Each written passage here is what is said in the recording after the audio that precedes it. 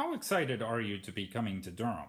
I love touring, period. I've gotten the opportunity to see the country, visit all the different states. I'm Canadian. I'm also an American. Coming from Canada, there was a lot of states I hadn't seen, and I've played Durham before. I've played quite a bit of the Carolinas, and I love it. I just love the fact that we get to see different people, we get to eat different foods, we get to see various museums, various cultures. So there's always an element of excitement in every city that we play. Because there's always something to look forward to. There's always something to explore and discover in that particular environment or city.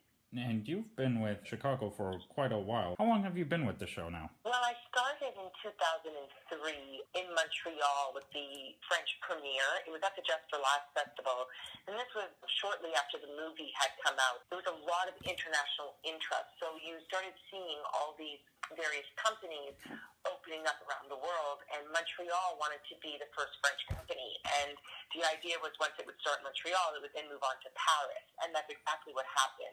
And at the same time, Rome had just opened up a company, Moscow had already happened, Brazil was happening. So at the time that I came into the world of Chicago, it was when there was this global phenomenon. It was already this established piece of theater, but definitely with the success of the movie, it introduced a whole new audience to it.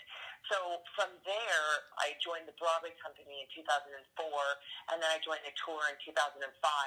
And from there, it was just a ripple effect of rejoining the tour when it would go out, coming back into the Broadway company from time to time. I was able to go to the West End as well. The beauty of it is I get to come and go. I'm able to work on other projects, and if the opportunity arises and the tour goes out again and I'm available, I've been able to come back to the show. So although I've been doing it since 2003, it hasn't been consistent. I've been able to work on other material and then can come back and then discover another layer of Velma of this show. So I always tell people, yes, I've been in it since 2003, but I come and go.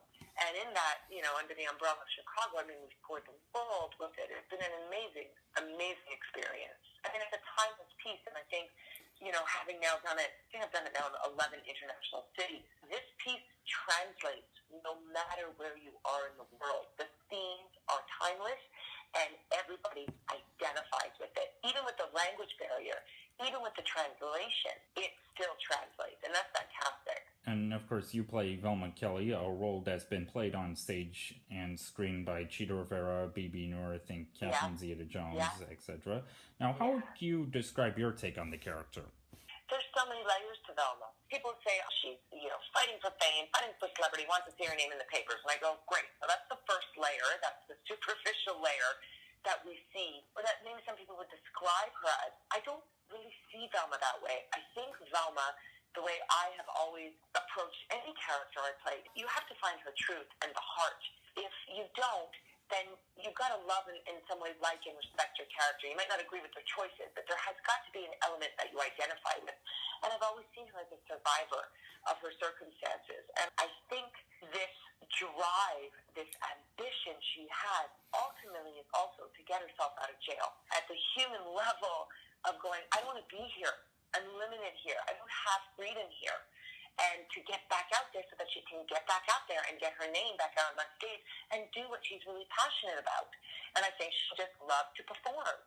So when I approach the character that way, I see more heart, I see more levels, I see a lot more depth, and I think her outer exterior, the harder part of her, is in protection for herself.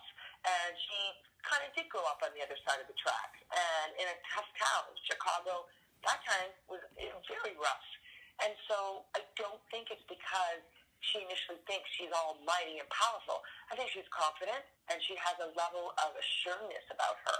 But there's also, like I keep saying, it's like peeling back an onion. There's so many levels to this character, to all of them, that I think once you dig deep, I think that's where the rawness of the show comes through. And I always try to approach her that way. And she's silly. She's got a kooky side to her. I mean, you're a vaudeville performer. You were a successful vaudeville performer. Well, you have to have a kookiness to you. There's no way you can be successful not having some funny in you. There's a funny bone there. And throughout all your years with the show, has there been any notable onstage mishaps? No, that's rare. From the crew to the production team to the cast, I mean, it's rock solid, and their standards are quite high. So if there's a mishap, it would be something like a stage light might blow and you hear it pop, or there's a slip spot on stage, so you might have a little slip. I mean, have I ever fallen, knock on wood? No, nothing horrible. I mean, I remember when we were in Florida, and the lights in the theater went on during my number, and I honestly thought, oh my gosh, we're going to have to stop the show because there's a fire alarm. But, I mean, there's so few and far between. It's a tight ship. You mentioned getting off times from the show here and there, so maybe in some future off times you get from the show, what are some dream roles you'd love to pursue? There's a few bucket list roles that at some point in my career I would love to have the experience to play. I have to wait a bit because they're a little bit later. A lot of it's straight theater, more so than musical theater. I recently saw a production of Dangerous Liaisons on Broadway. I mean, it's one of my all-time favorite plays and stories. There's a lot of heroic villains, I call them.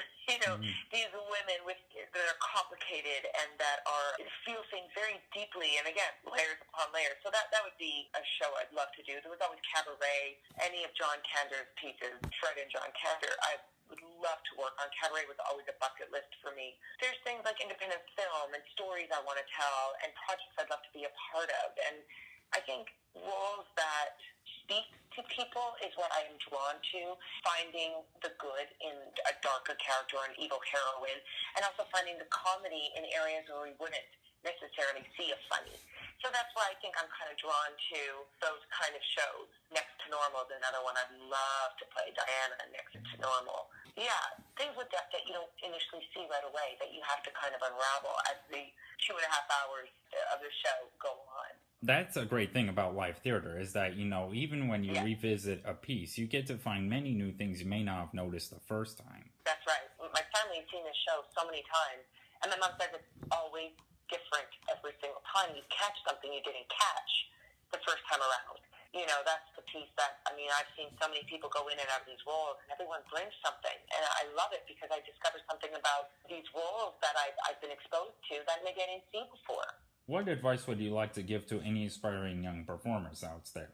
Well, I always get asked that. And that was a question I remember I asked. We were in Montreal. We took a high school trip to New York, and we saw, I think it was Fiddler on the Roof. It was Fiddler or the Buddy Holly story. There was a talk back after, and that was one of the things. I was sitting in the audience going, please, someone answer this question. What would you tell someone who aspires to do this?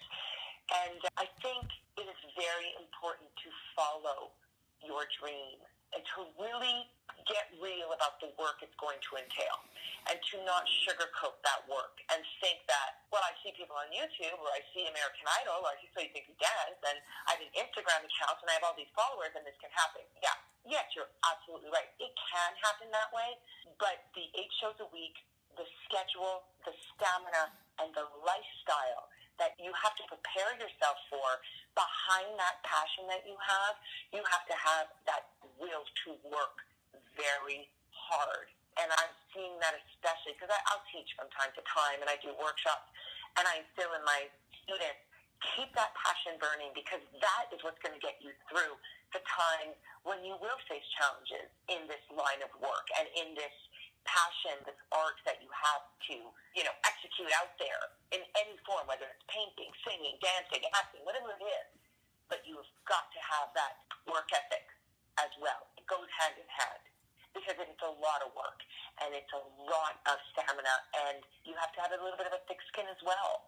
So I always say, dreams, keep dreaming. Incorporate that with your work ethic, and you have a chance. You really do. Terra, I thank you very much for devoting your time to this interview, and I hope you have a great time at Durham. Thank you. You too. Thank you for reaching out. I look forward to being in Raleigh.